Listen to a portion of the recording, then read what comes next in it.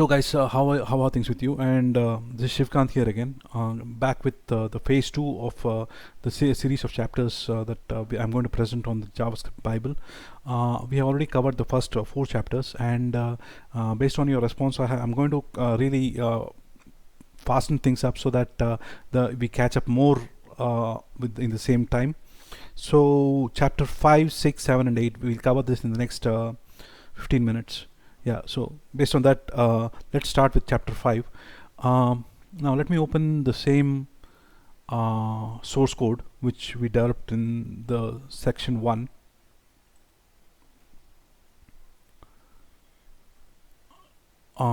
Here we see this was previously type, right? So script type is equal to text/javascript, and anything that falls through within the script tags is basically we treat it as a JavaScript element. So other than that, there is also the concept of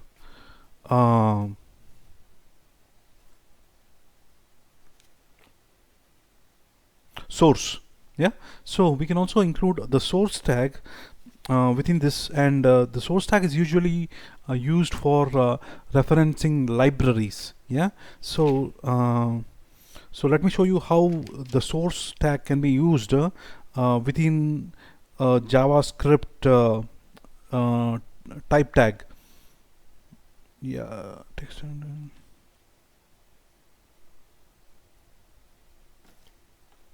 yeah. So type is equal to text/javascript, and we can also include the source is equal to myscript.js.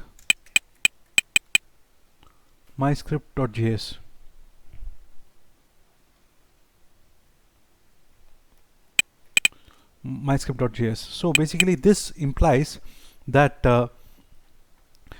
this whole thing would imply that we are going to reference to we are going to access the myscript tag.js as a library within this particular source code, within this HTML document, and use the functions and variables that are defined in myscript.js within this as though it was a part of this particular script itself. So so that's about that. And also what is important to note is that when we use the source tag, we don't use any statements within within this. So basically it would look like this. Basically we only like reference the library document and not any of the source tags. So that's about the source tag, and we don't use any of the JavaScript statements within, and we end the script tag. And if we have to use any other JavaScript statements, it will be within another block which has no source tag attached to it. Yeah, so that's about source tag. We can drop the source the script tag anywhere in the HTML document, and the script tag can basically be a part of the head, like it was in this case, or it can be a part of the body, or it can be there can be multiple nesting of the script tags and HTML tags in a sequential fashion. Yeah, so that's about script tags locations. They can be the body, the head, or they can also be anywhere within the anywhere in between the HTML document, but they should be placed properly and ended properly with the corresponding end element. Otherwise they will not function properly. We already seen about non-JavaScript browsers which are not supporting JavaScript. So how we handle them using HTML comments. Okay, now coming to the important question. Let me make a note of that. My notes. So open with Notepad. Okay, so here I'm just going to okay, the last thing we wrote here was a DOM element. Okay, so here we are going to talk about when does a JavaScript actually execute. So JavaScript actually executes either while the page is loading or on page load immediately after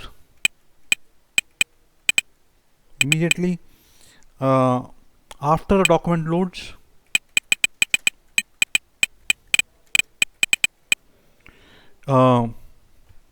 that's on similar to on page load, and it is executed as an event observer. We talked about a button click and an observer being triggered. So as an event observer,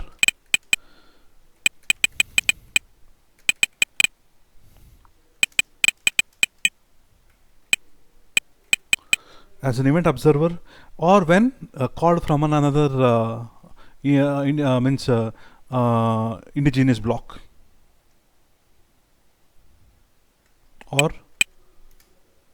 when called by another block. So when does JavaScript execute? Okay, so while it loads on page load, immediately after a document loads, or even an event observer, or when it is called from another block. Deferred scripts. So we mentioned that when it does fire, okay, it immediately fires as soon as it sees that it is being called. While it loads, it can be fired, like we saw in the example of a document dot write within script tags,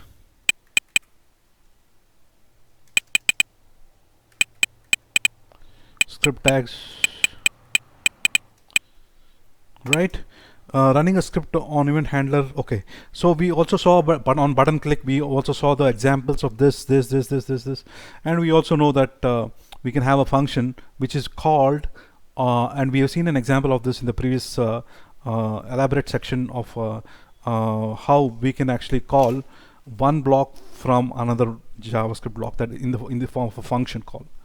Okay. Scripting versus programming, scripting errors. Okay, so the rest of it is all very straightforward. How you can see the errors. There is elaborate function in Chrome. There are elaborate tools which we can use to see the JavaScript errors, and how this can be used to track down JavaScript problems. Okay, so that's about the chapter 5. Pretty much close to I'm leaving the exercises for you to complete, and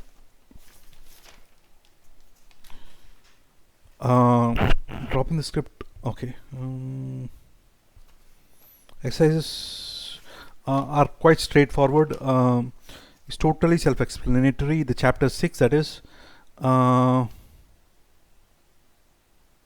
think I'll skip chapter 6. Chapter 7 is all about is also again variables, variable names, variables, and the things that are important are which can be highlighted are the variable scope, arrays, which are important in any programming language or scripting language, and of course we have the DOM arrays, which are particularly important in concept of JavaScript. So I will emphasize these topics which come from chapter 6. Chapter 7. Okay, sorry. So this is chapter 7. I skipped the chapter 6 because it's totally self-explanatory. It's all about variable names, loops, if and else statements, while statements. All these are which are common to any programming language. Now I'm talking about chapter 7, and I will emphasize here the specific need for variable scope arrays and DOM arrays. Okay, so variable scope. So there is a two scopes in JavaScript. That's the local scope, and global scope. So you just read about this. If you do have any doubts about this, you can just get back to me. We will talk about this in great detail. Arrays are always very important. Arrays are nothing but sequential variables, sequential variables stored in sequential form. So this is again pretty much always discussed in any programming language. So as long as you are familiar with any programming language, this shouldn't be a difficult topic for you. Now coming to DOM arrays. DOM arrays are basically arrays of DOM elements. So this is basically things like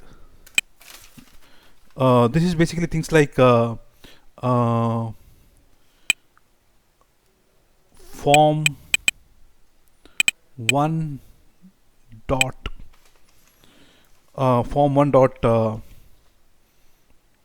input,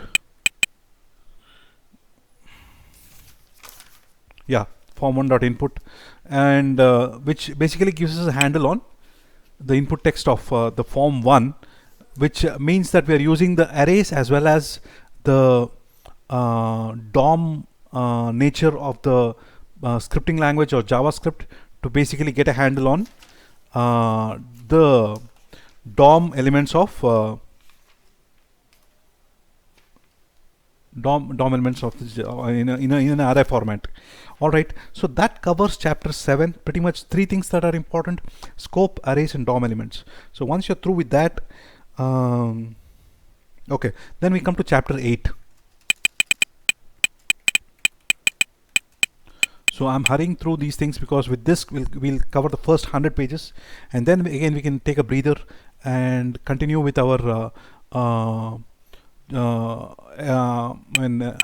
adventure with 100 to 150 pages. So I think that again will be a slow process because more complicated topics will be covered, and I will spend more time on covering those things.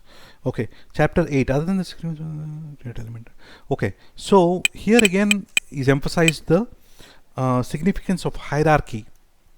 Yeah, in chapter 8 again, like we discussed in the previous chapters in the first video, DOM is a hierarchy of DOM is a hierarchy of DOM is a hierarchy of elements. DOM is a hierarchy of elements, and we can actually create elements on the fly and also place them at specific positions within the existing DOM element, DOM hierarchy or DOM structure. So that gives it the nature of a very dynamicness, and which is the source for the dynamicness of the JavaScript. So we are able to create elements and place them within the DOM by create element. These are the library methods: create elements and the create text node, create text node, which means, as the name suggests, create element.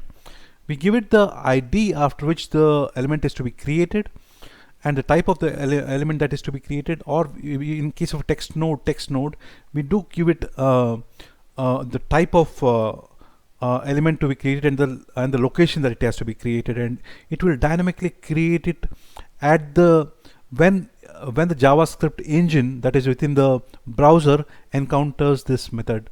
So it gives it a very dynamic look and feel to the browser or the web page that you're browsing. So that's about chapter 8. Nothing very significant. It talks a lot about the hierarchy that we talked about in this particular this one, like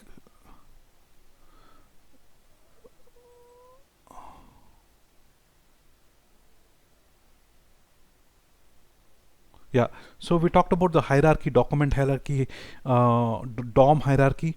So it again revisits these concepts, and pretty straightforward. We can just we use the alert. It can also be called using the windows.alert, because window is the parent-most element to which everything is a child of, right? So basically, if you look at this,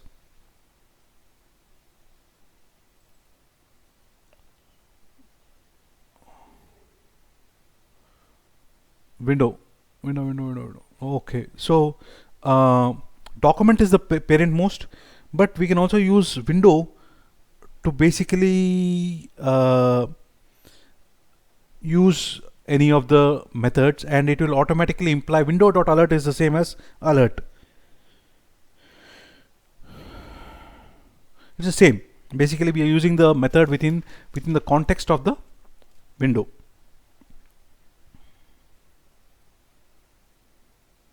So these are basically shortcuts, or the shortcuts format of the existing method. All right, I think we can close for the evening today. Chapter 8 has been completed, 100 pages done. All right, and we can tackle all these exercises, which are quite straightforward, and we can discuss it on a individual basis. Thank you.